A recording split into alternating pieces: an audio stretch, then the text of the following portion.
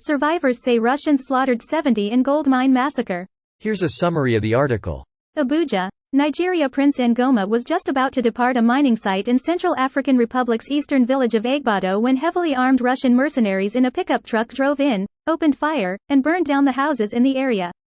For about 20 minutes at around noon on January 16, Ngoma said, the Russians opened fire repeatedly before fighters from the Union for Peace rebel group, which the mercenaries have constantly targeted, showed up and began to fire back, wounding about 4 fighters and causing the Russians to retreat.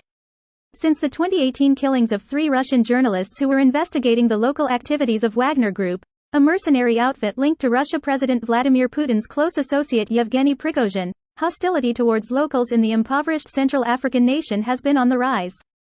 In December 2020, Wagner mercenaries fired on a truck for failing to stop at a checkpoint in the town of Bambari, injuring the driver and killing 3 passengers, according to a CNN report. 2 months later, Russians opened fire at a mosque in Bambari, killing about 21 people, including children and the elderly, before burning down homes nearby. Since December 2017, when Russia secured an exemption to the UN arms embargo, allowing Moscow to deliver arms and training for KFOR forces, Wagner mercenaries have appeared all over the rest of African nation, often guarding lucrative gold and diamond mines. Wagner recruits many of its mercenaries from the Russian military intelligence agency known as the GRU. Prigozhin, often called Putin's chef, because of the huge contracts handed out to his catering company, is the mastermind behind both Wagner and Russia's involvement in KFOR in Africa. It is unknown how closely he consults with his comrades in the Kremlin. This post received a score of 13,000, with an upvote ratio of 96%. Here are the top comments in response to this article. Can you even imagine how shitty things must be for those 4 community leaders right now? I think they are dead. I mean, that's pretty shitty though. This is getting downvoted and buried all over the internet by Russian bots. Wait, what? This was 2 weeks ago. The way the headline looked, I thought it would be talking about WW2 or the end of the USSR or something.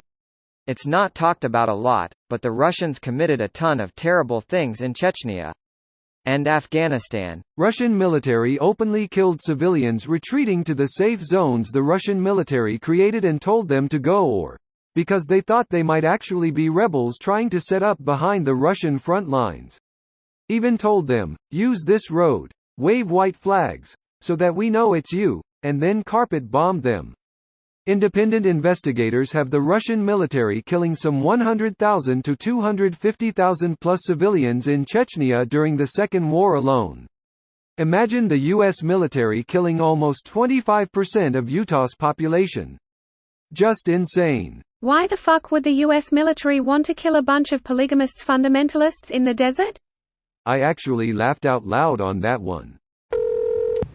Note to self, when Wagner puts out propaganda films, war crimes are sure to follow. There's a video out there of this Wagner group beating and burning alive a captured fighter, I think in Syria.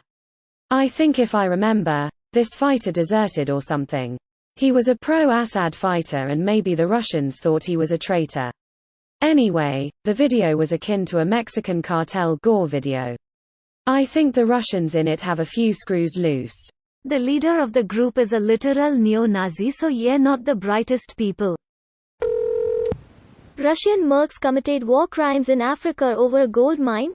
Shocking. Wait, no, it's not.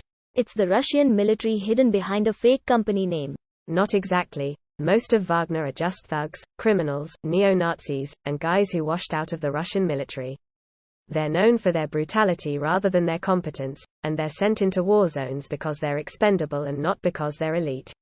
Wasn't it this mob that assaulted a U.S. base in Syria 2 years ago, thinking they could easily take out the base, only get blown to smithereens by the U.S. base troops?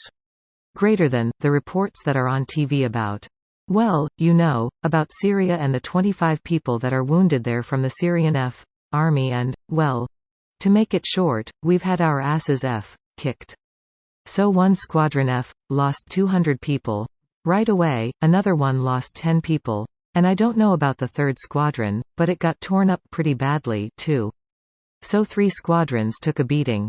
The Yankees attacked. First they blasted the out of us by artillery, and then they took 4 helicopters up and pushed us in a merry-go-round with heavy-caliber machine guns. This video was automatically created by Reddit to speech. The article and comments in this video were selected from Reddit according to their upvotes, and any paraphrasing was performed by smmry.com, without any human intervention.